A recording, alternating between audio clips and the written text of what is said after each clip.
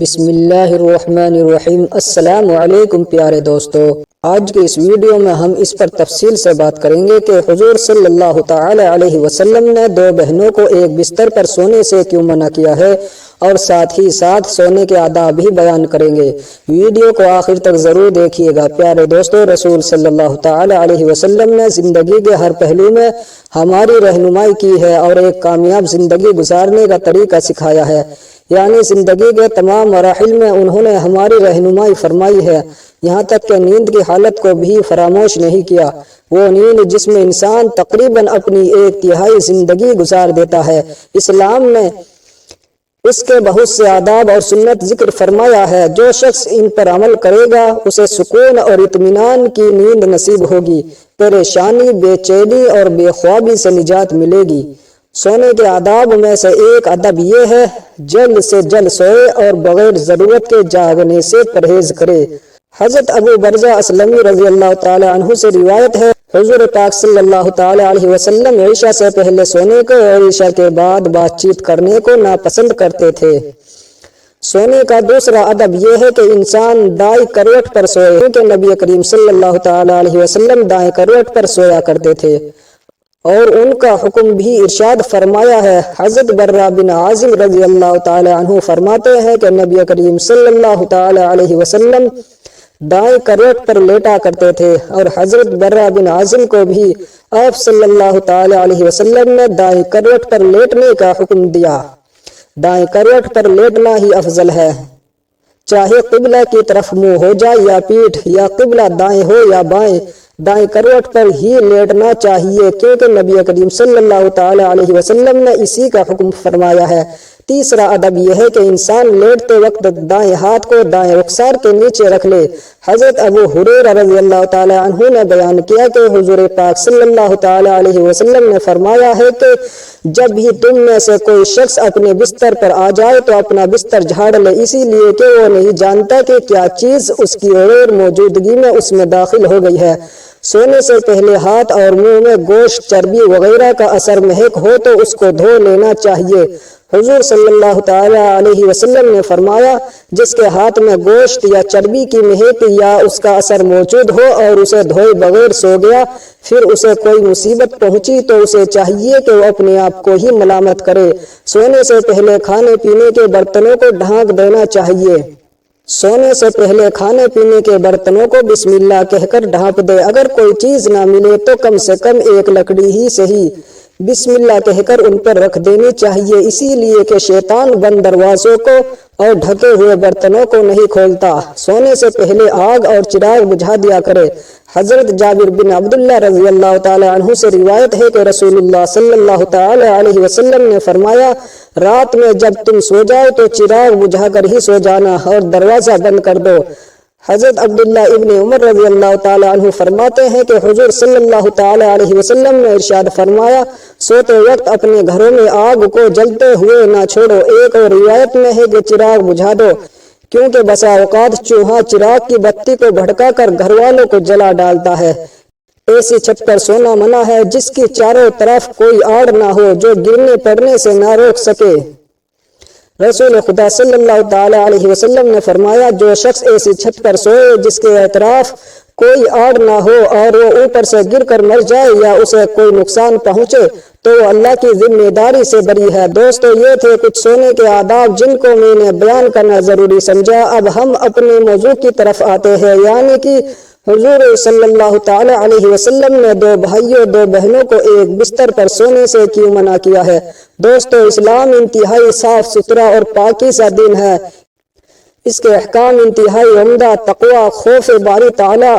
اور پاکیزگی پر مبنی ہے۔ اسلام جہاں ظاہری گندگی سے بچنے کی اپیل کرتا ہے، اس کے ساتھ ساتھ ایسے انتظام بھی انسانوں کو دیتا ہے جس سے ہر فرد کی روحانی تربیت بھی ہوتی ہے۔ اسلام نے والدین کے لیے جہاں انہیں خود گناہ کے کاموں سے بچنے کی تلقین کی ہے، وہاں پر ان کے بچوں کے لیے بھی حکم صادر فرمائے ہے۔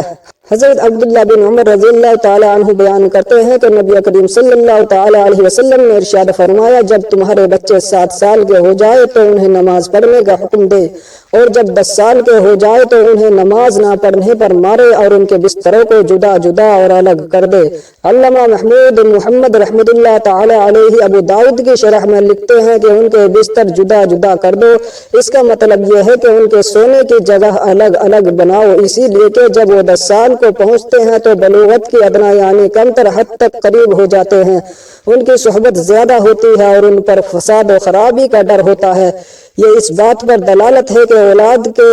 ولی یعنی ماں باپ پر واجب ہے کہ بچے جب 10 سال کی عمر کو پہنچ جائے تو بچوں کے درمیان سونے کی جگہ میں تفریق ڈال دے، اگر چاہے وہ بھائی ہی کیوں نہ ہو۔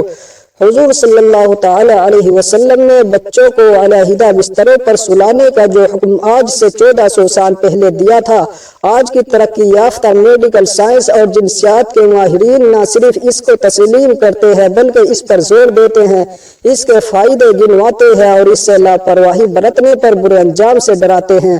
امریکہ کی ایک رپورٹ کے مطابق کہتے ہیں کہ ضروری ہے کہ بچوں کو ایک بستر پر نہ سونے دیا جائے، اور بہتر تو یہ ہے کہ انہیں ایک کمرے میں بھی نہ سلایا جائے، کیونکہ جو بچے لگاتار ایک بستر پر سوتے ہیں ان کے اندر رگڑ اور جسمانی ملاپ کا مرض رونما ہوتا ہے، اور رفتہ رفتہ یہ بچے جنسی کھیل کھیلنے لگتے ہیں۔ سونے کے کمرے میں ماں باپ کے ساتھ ساتھ بچوں کا سونا بھی کسی صورت حکمت و دانائی سے خالی نہیں ہے،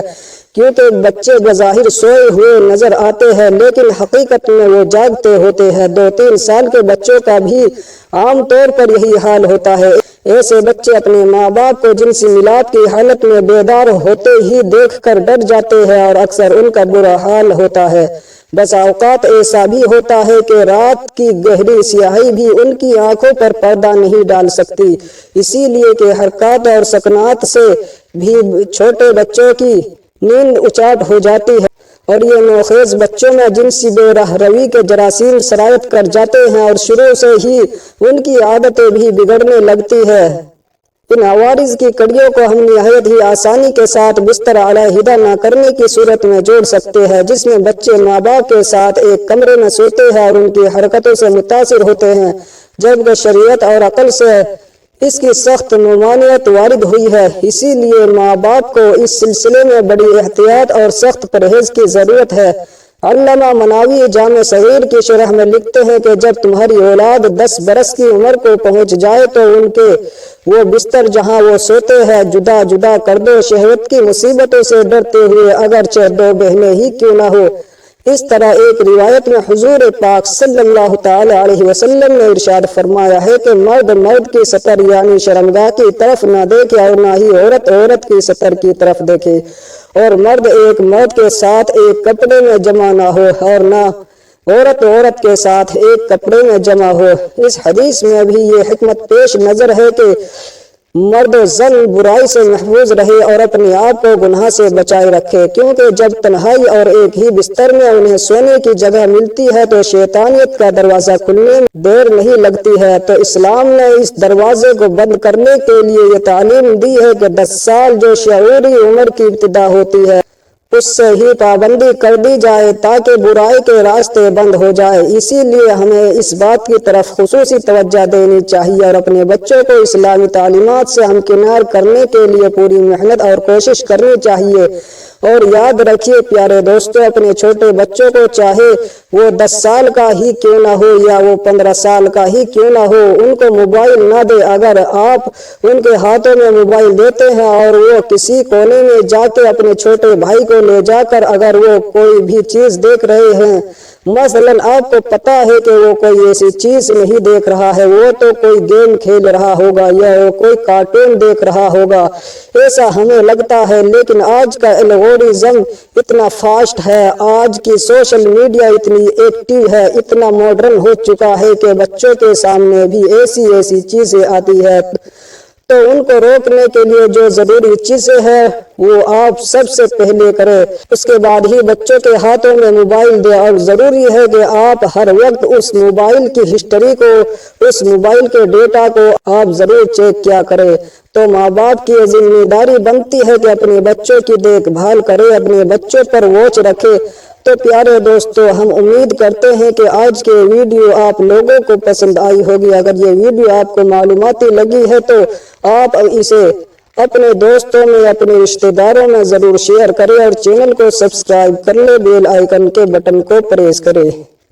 تاکہ ہر آنے والی ویڈیو کی نوٹیفیکیشن سب سے پہلے آپ تک پہنچتی رہے۔ اللہ حافظ۔